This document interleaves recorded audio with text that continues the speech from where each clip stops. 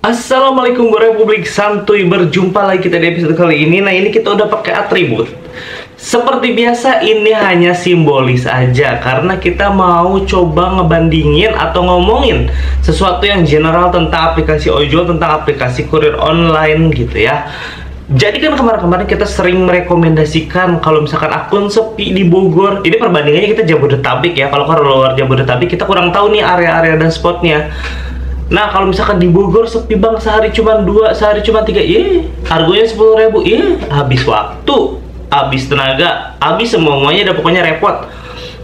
Kita selalu ngerekomendasiin untuk bolang. Starter pack udah dibikinin, apa-apa aja yang harus dibawa, kalian tinggal siapkan, tinggal berangkat aja udah.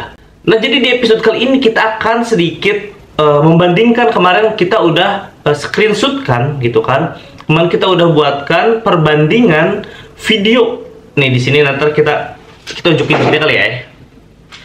Perbandingan orderan, jumlah orderan antara di Bogor, di kota Bogor nih, di tempat gue biasa on bid, dengan di Jakarta gitu. Ini kita perbandingannya Bogor dengan Jakarta aja ya, gitu, karena biar agak cepet gitu. Kemarin kita udah screen di sini. Kita tunjukkan di sini ya perbedaannya.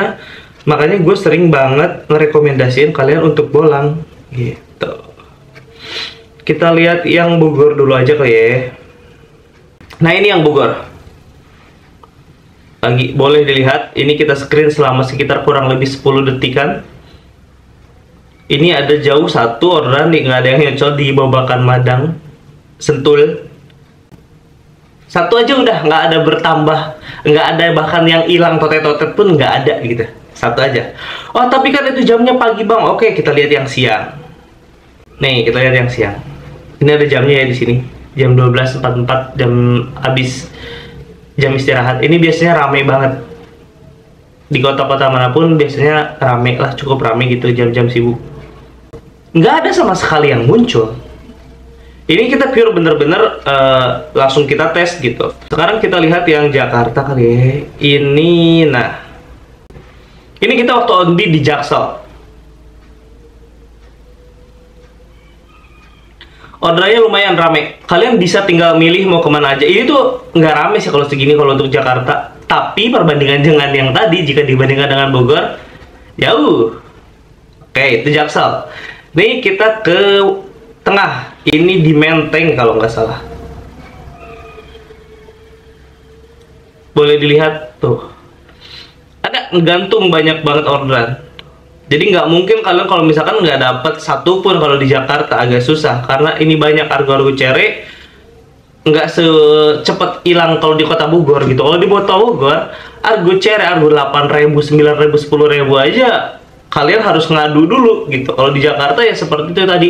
Dan itu untuk yang pusat itu kehitungnya menurut gue sepi gitu. Karena biasa-biasanya membludak banget gitu. Apalagi di Jakarta Barat, wah itu rame banget menurut gue. Jakbar, Jakut itu rame gitu.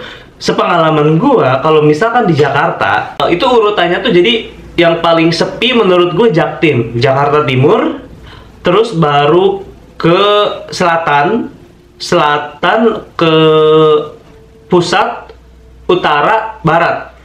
Sepengalaman gue ya, sepengalaman gue paling ramai tuh barat, udah barat ke utara, utara ke pusat, pusat ke Jaksel, Jaksel ke timur baru gitu.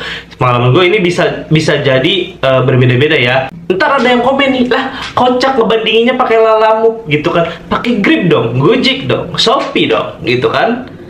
Begini bosku, Grab, Gojek, Shopee itu aplikasi tembakan. Kalian nggak akan bisa ngebandingin kayak tadi nge-screen gitu. Kalian cuma bisa dapat satu, nggak bisa ngeliat kayak gitu, nggak bisa milih gitu. Kecuali kalau kalian orang office gitu, kalian punya data dari orang office, pakai komputer, pakai data, nah itu bisa dilihat gitu, pertumbuhannya kayak gimana, jumlah orderannya kayak gimana, naik atau turun di setiap daerahnya bisa dibandingkan gitu kan. Kalau kita kan manual nih, tes langsung di lapangan. Nah, kalau Lalamove ini aplikasi tembakan, jadi kalian bisa ngelihat seperti itu tadi, list orderannya mana aja, kalian pengen ke mana aja bisa, mau ke timur, barat, selatan, utara, asal ada orderannya bisa langsung dipilih. Kalau misalkan orderan tembakan nggak akan bisa kayak gitu. Oh, bisa bang, di aplikasi tembakan pun bisa kita pakai TS maksimal itu paling 2 kalau TS gitu ya. Kalau di Lalamove, kalau aplikasi tembakan kalau aplikasi cocolan seperti ini, ya kalian nggak terbatas, kalian mau ke kiri kanan atas bawah pun terserah kalian gitu, nggak ada batasan harus maksimal 2, nggak bisa.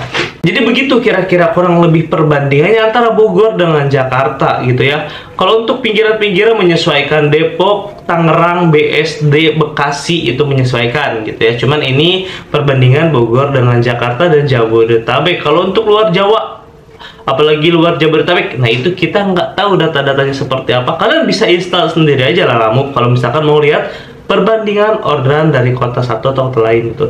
Nggak usah Lalamove sih, aplikasi tembakan yang lain juga bisa gitu. Aplikasi cocolan yang lain juga bisa gitu. Cuma karena kita adanya aplikasi ini, jadi untuk memantau jumlah orderan kita bisa juga menggunakan cara yang tadi gitu. Di sini rame nggak sih, di sini rame nggak sih, kayak gitu. Karena biasanya kurang lebih tidak berbeda jauh untuk aplikasi-aplikasi lain pun gitu.